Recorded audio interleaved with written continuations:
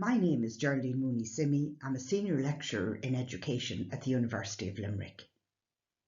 This regional learning and teaching conference is about celebrating innovation, opportunities and inspiration in learning and teaching. My conceptual paper is offering a critique of teaching and learning as a public relations exercise of celebration and human capital, which I am calling a race to the bottom.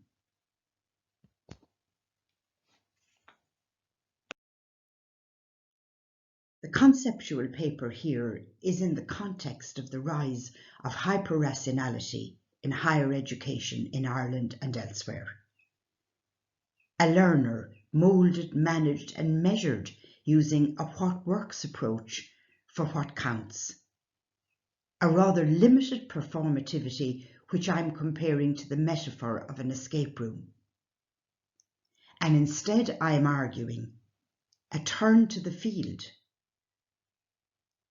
Turn to the field of education for the distinctiveness of education as an interdisciplinary and multidisciplinary field to stop this race to the bottom. I am not arguing here that there's only one institutional logic in a higher education setting and a university. There are competing institutional logics. But Ball, Lynch, Sant, Tan and lots of others in the research field of education explain to us how human capital theory has invaded the field of education, and policies and research are now in the direction solidly of effectiveness, behaviour change, delivering results within a tight calculus of impact, and a commodity view of education. This is versus, of course, a broader view of education with that interdisciplinarity, with those horizontal knowledge structures that have strong and weak grammars, as Bernstein said, and that notion of the university teacher as an intellectual and cultural critic. And without that, we are viewing the end of theory and practice, the end of praxis, the end of history, in fact, and the end of any notion of teaching and learning being about reading and troubling the world that we live in. Notions of who we are and who we're becoming as educated people who have had higher education have always been of interest in the field of education as a field of human development. The changing notion of the human has always been there. But what is playing out in the last decade in particular is this 21st century of an ideal human within a calculus of human capital, a tight notion of a worker citizen, a priori, all worked out in advance for an instrumental view of teaching and learning.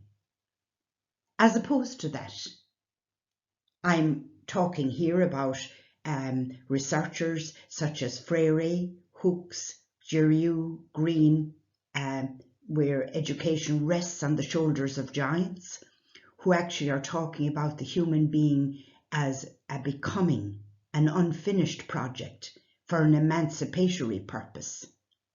And that including then subjectivities and intersubjectivities and consciousness. So therefore, education is not only instrumental, it is that and more. It includes the non-instrumental. It's inclusive of a wider scape. For example, Martin Buber's work talks about the dialogical relationship between student and teacher having both I-it and I-thou components. And I-it would be about focused on results, outcomes, measurables, but the I-thou piece is the part which is agendaless.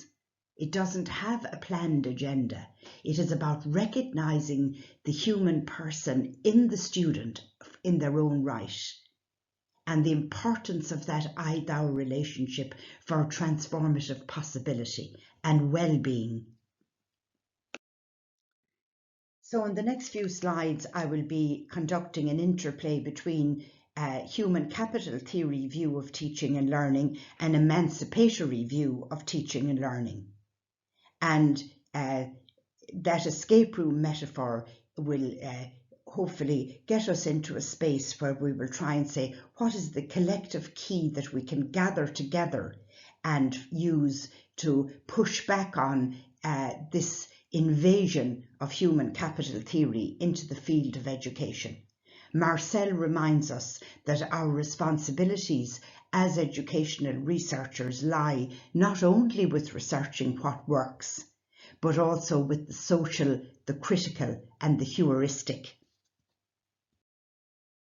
So what is human capital theory saying in the field of education if it is invading it? Well, it is talking about the primacy of the economy and the subjugation of everything else, including the moral, social, cultural, political, erasure of embodied intersections such as social class and gender. And the problem with it as a theory is that it's a good enough model of prediction of human behaviour at this moment in time within the narrow confines of the human as being described a priori. And it's how to shake it from its base is the question I'm asking in this paper.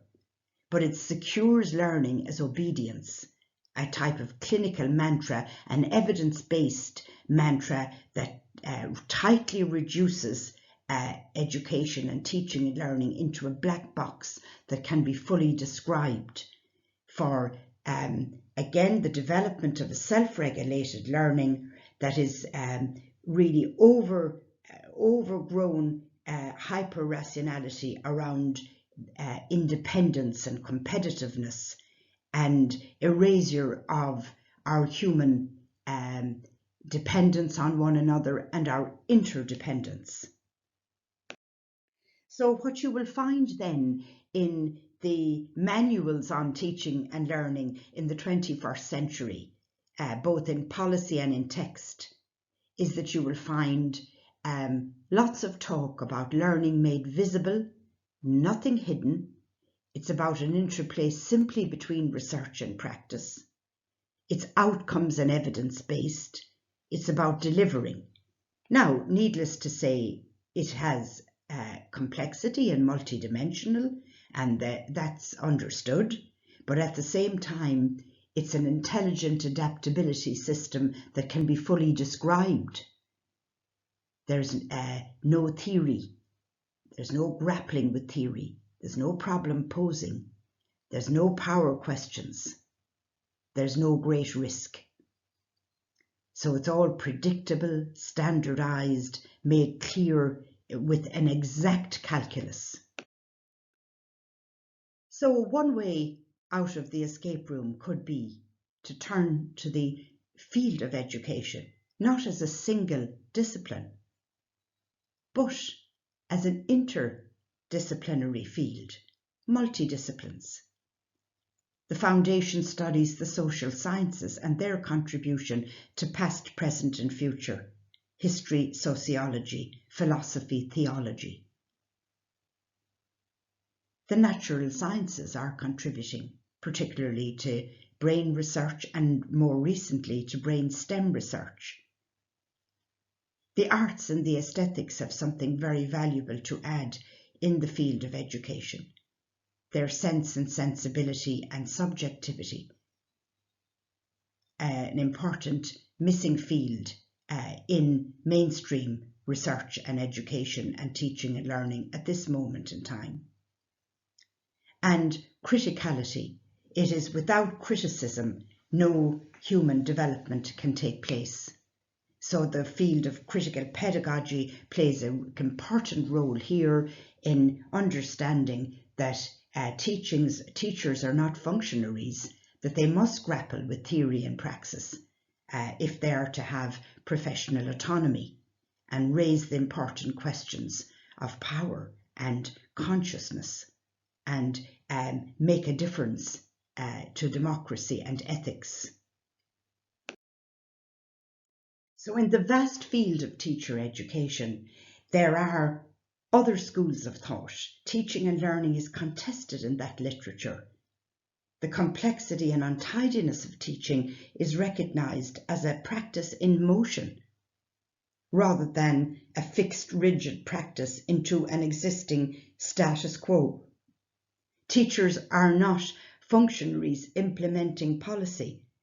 They are translators, interpreters, recontextualizers, and they need to be in conversation constantly with theory and practice, research, policy, philosophy, criticality. Biesta compares teaching as operating 3 chessboards simultaneously. One he calls qualification, one he calls socialization into an existing social order, and the third one he calls subjectification, the process of becoming a subject in one's own right. And Geraldine talks about that education is not merely socialization and reproduction of the existing social order, but it is about leaving space for something new to happen. That is the inherent beauty of education, that it leaves that space for thinking anew, for reimagining a new type of just global world. So Biesta reminds us that education and in fact teaching and learning are not simply risk-free and cannot be tightly even risk-managed. That education always involves a beautiful risk, because as Yeats put it, it is about not filling a bucket, but lighting a fire of passion. And it is not about an interaction between robots, but an encounter between human beings. And yes, we may want results, but not a perfect match between input and output. So in the paper, I have argued that if we are to escape the escape room of human capital theory, that we need to turn to the field of education to secure teaching as a practice of academic freedom and emancipatory possibility. We need to refuse a neoliberal imaginary that tries to tightly confine teaching and learning to qualification and socialization, and to say that while those are necessary, they are not sufficient. And teaching as learning is more than what can be reduced to the sum of the parts.